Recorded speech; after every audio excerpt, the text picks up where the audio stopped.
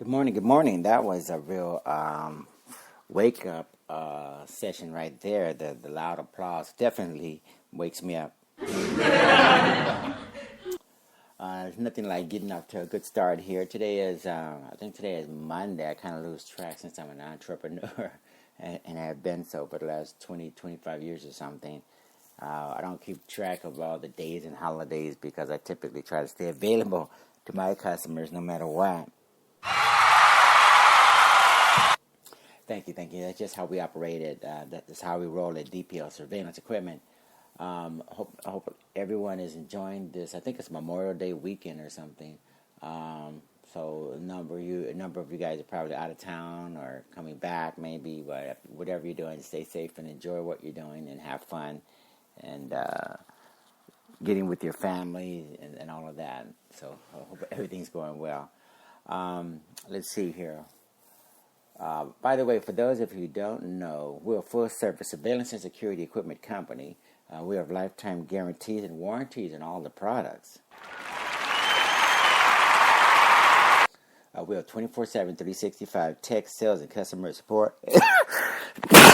Excuse me. Got to figure out how to mute that next time. Lifetime guarantees and warranties on all the products. 24/7, 365 tech, sales, and customer support. The largest video demonstration library, bar none. We've accumulated hundreds of demonstration videos on our website, and that simply means that you can go to the video library on our website. Just click the link that says Video Library. At the top of each page, there's these links, going across from left to right: home, about us, contact us. All of these different links. Click on the one that says Video Library, and make sure you set aside a lot of time because you're going to be there a while. If you like spy gadgets and technology, you're going to have a lot of information to consume. We've also experimented with the idea of acting out. I don't know if you've ever heard of Cheaters. It's a program where these couples and different people having relationships, and this guy comes out with a camera and he's catching these guys cheating on each other, and they made a pretty comical TV series out of it. And anyway, we're duplicating that to a certain extent. We're not catching people per se cheating, but we are doing interviews and different sessions with pretend customers and technicians, engineers, etc. Talking about products.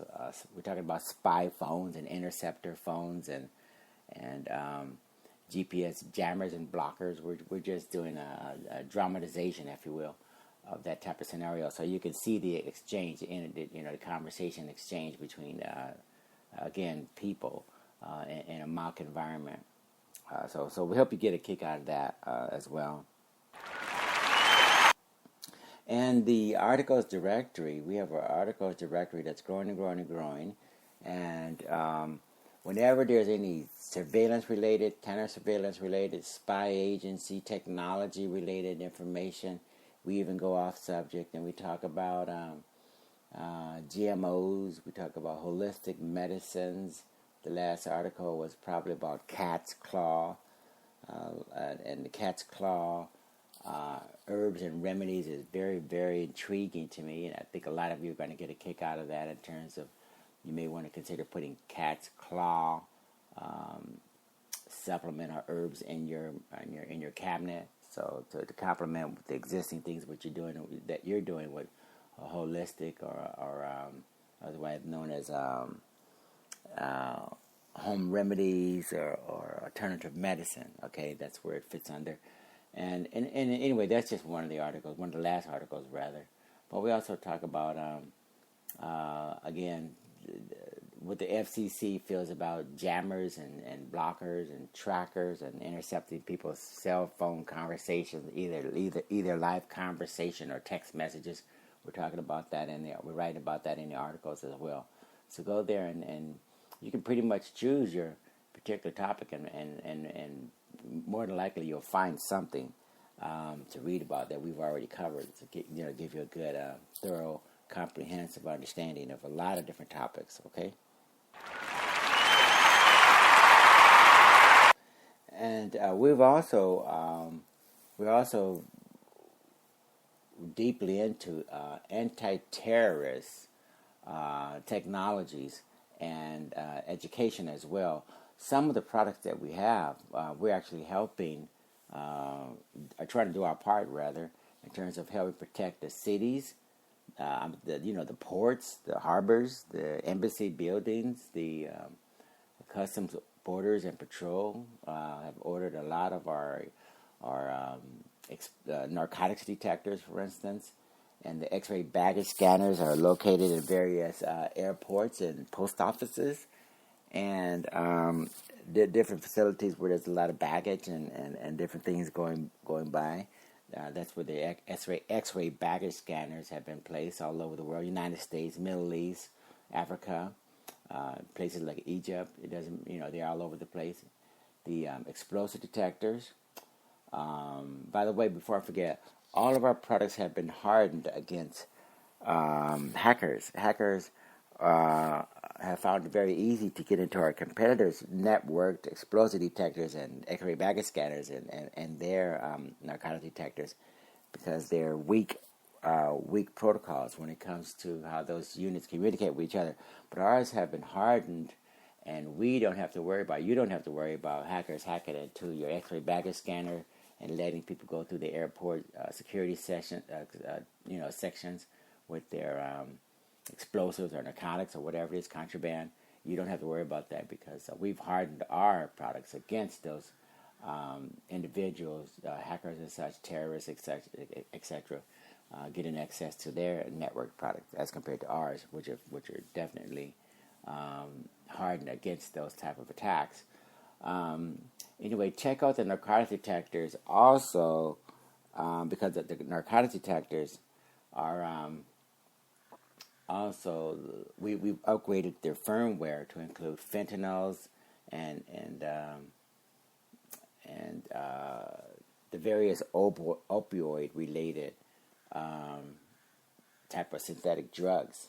Very, very strong, like 10, 50,000 times as 10 or 50 times as strong as their traditional opioids that are out there on the market in the United States and outside the United States. The United States is just so you know, is being devastated by this rampant epidemic use of opioids. Okay, a lot of small urban areas are targeted because they're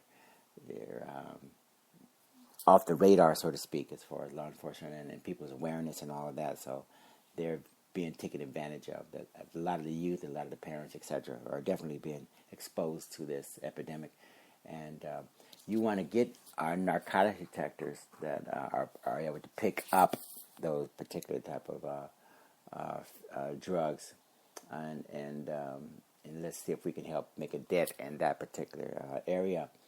The explosive detectors as well. The firmware is always being upgraded to include the latest threats that the terrorists are trying to come up with. So as soon as anything comes out on the market or whatever, as soon as we find out, we try to integrate that into our firmware and our database so that your explosive detector, your narcotics detector, and X-ray baggage scanners are covered.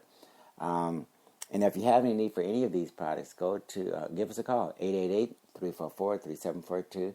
Or go to DPL-surveillance-equipment.com and talk to us about your tender, your bid, your proposal, whatever you need to get the explosive detectors, narcotic detectors, and the X-ray baggage scanners in your facilities to help protect the respective countries and the buildings and the ports and the harbors and different places, airports, whatever, where you are. Okay? Now, this particular session is entitled, Is the Economy Stupid? And we're all the way up to 16. So, we actually published 16. It's the Economy Stupid podcast.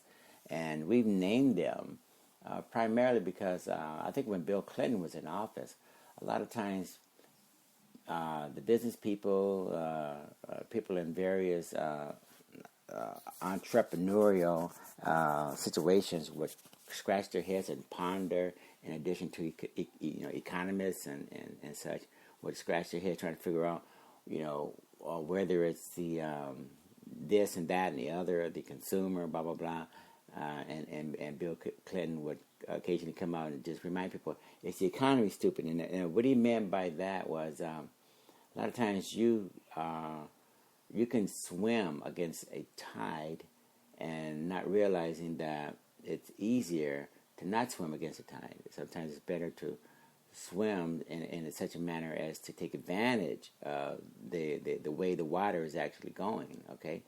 The wind is blowing. So you always want to have the sail, the wind at your back, particularly when you're sailing or anything else.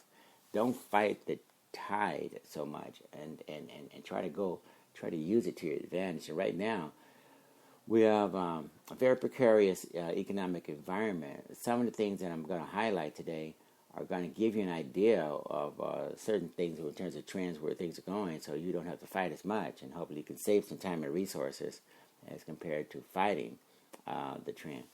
Even in the world of economics, there's a term called "don't fight the Fed."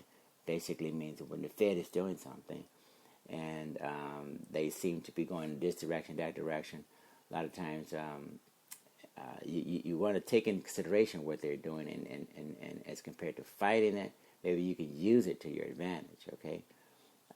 So let's get right into it. What are some of the things that you want to be concerned about right now? I was reading about homeowners refinancing, and they're taking cash out, okay? There's a lot of homeowners that are refinancing, and they're taking cash out as compared to getting loans to do home improvement or certain things like that. They're basically using their homes as a piggy bank. Now, the last time this happened in significant numbers was during the 2008 crash around there, and the amount of homeowners taking cash out with refinancing to take cash out escalated to astronomical levels, and that preceded the crash. So right now we see a trend where homeowners again are doing the same thing. Very sluggish economic environment. A lot of people are still looking for jobs. A lot of retailers are closing down.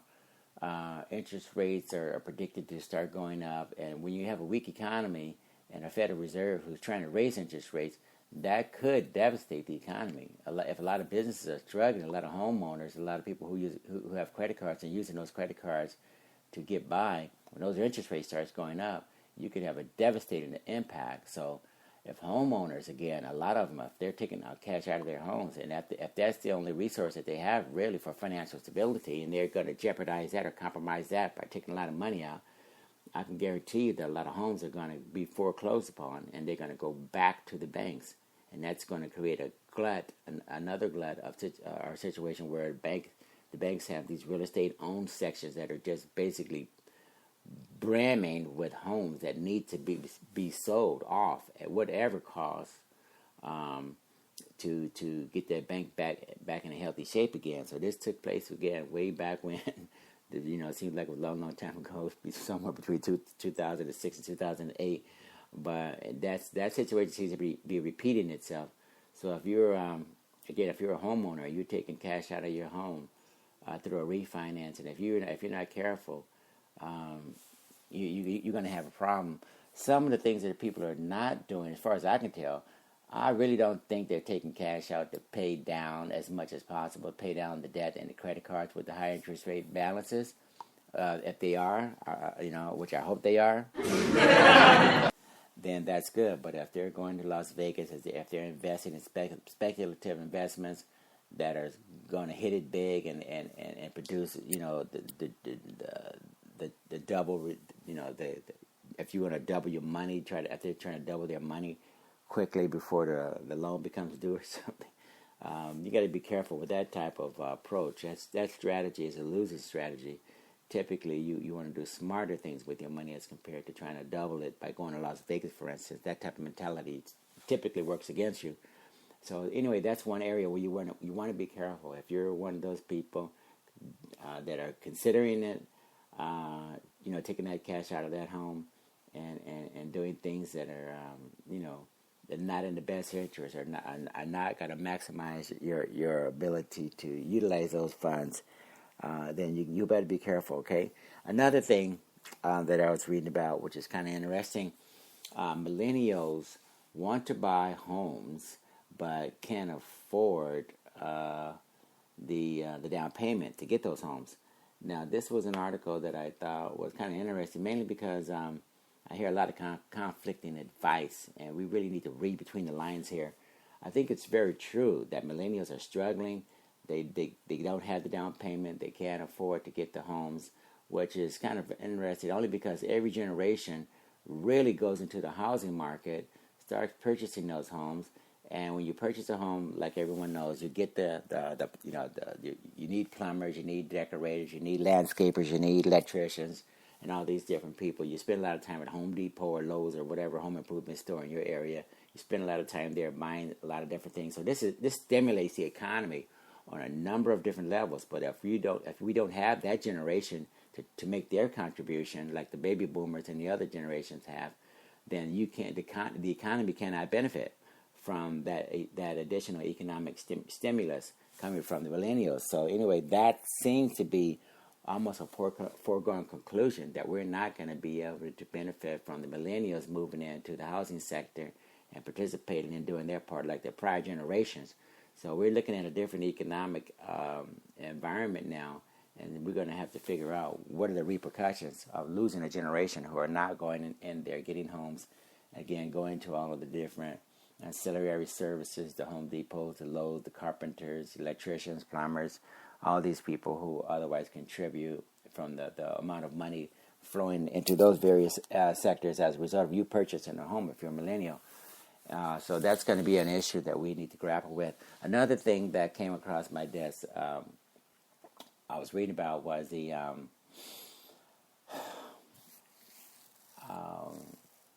number of retailers that are going to go out of business. There's a top 10 list that I was reading about. I can't go through all of them because I don't remember all of them. But there's a number of them you will know about. You will recognize the names. Sears is pretty much exhausted, as far as I can tell. They've pretty much exhausted all the resources at their disposal.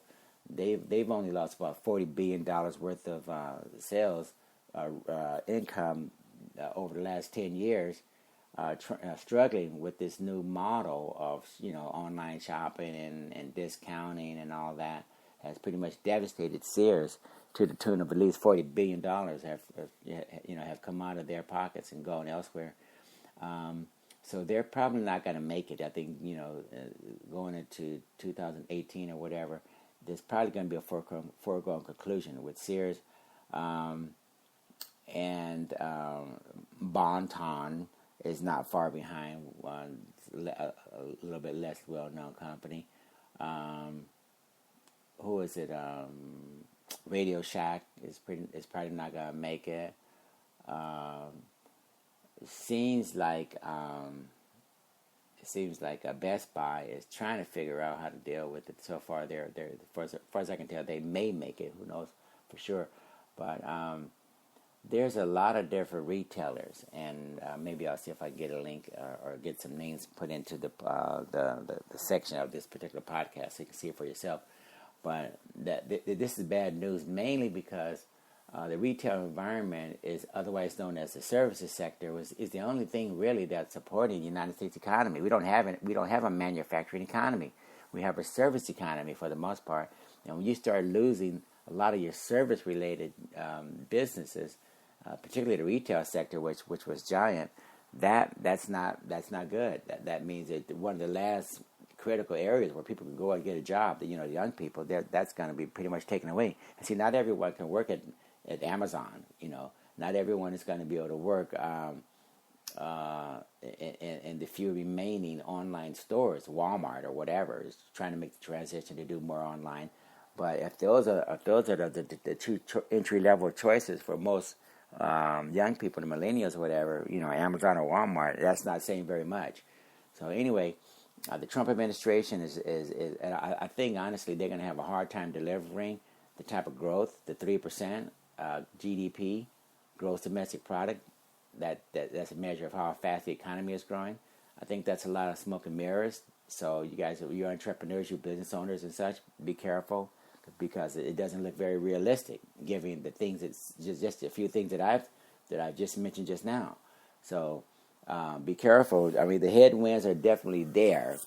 So the business owners, the people looking for jobs or whatever, make sure you understand that there's some formidable things, challenges ahead of us, but we're going to have to be more persistent, more creative, more ambitious than ever before. As far as I'm only 50. I'm in my mid 50s at least, and I haven't seen a situation like this where there's so many different areas that are seem to be unwinding and falling apart. There's even central bankers that are scratching their heads. Outside the United States, they don't know how far to go as far as lowering interest rates, because they're trying to lower interest rates to stimulate the economies, and it's not happening. In the United States, we have a bubble economy where interest rates have been kept so low that the Federal Reserve people here, they want to raise interest rates because all the economists and advisors are saying, keeping the interest rates artificially low for so long is creating a massive misalignment, if you will, where it's hard to value anything anymore. Commodities prices, real estate prices, all these things get.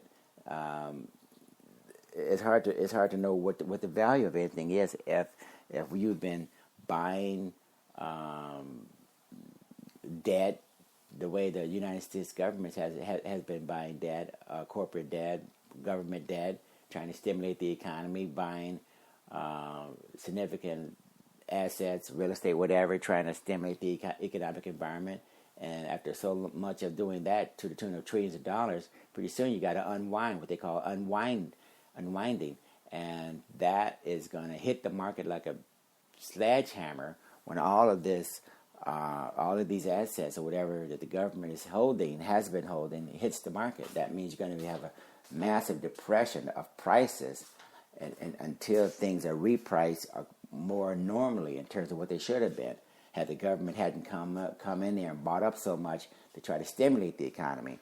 So we got a few challenges ahead, definitely, and we just want to make you guys aware of the fact that, again, if you're an entrepreneur, if you're a consumer or a job seeker, millennial, whatever, be very, very careful, be cautious, but be determined and be ambitious. You're going to have to do your homework. You're going to have to put in a lot more effort than you've ever had to do before because of the situation. A lot of things are going on. If the